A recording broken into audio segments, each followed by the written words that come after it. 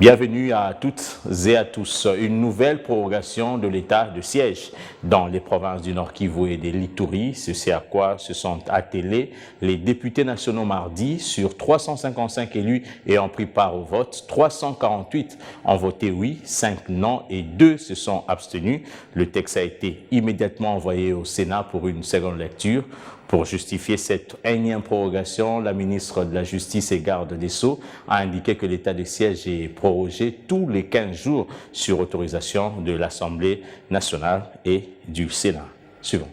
Dans le cadre de l'évaluation des mesures d'application de l'état de siège dans les deux provinces, le monitoring effectué à cet effet par la mission officielle mixte conduite par son Excellence, Monsieur le Premier ministre, chef du gouvernement à Goma et à Bunia, du lundi 11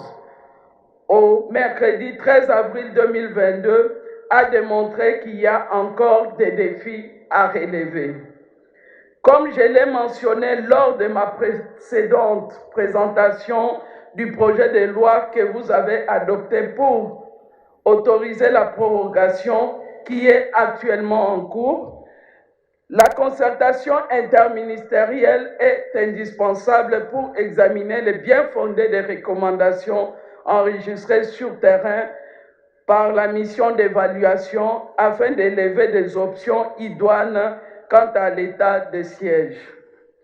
C'est dans cette perspective que le Premier ministre, chef du gouvernement, a présidé cet avant-midi la première réunion d'évaluation avec quelques membres du gouvernement, dont moi-même,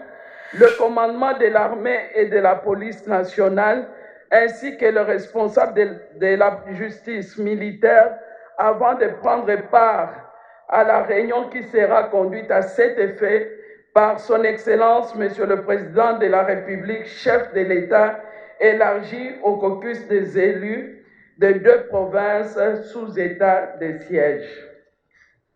Honorable Président de l'Assemblée nationale, honorables membres du bureau, honorables députés nationaux, pendant que nos forces de défense et de sécurité du pays mènent présentement des opérations militaires pour anéantir complètement et définitivement les forces ennemies afin de ramener la paix durable dans les deux provinces précitées,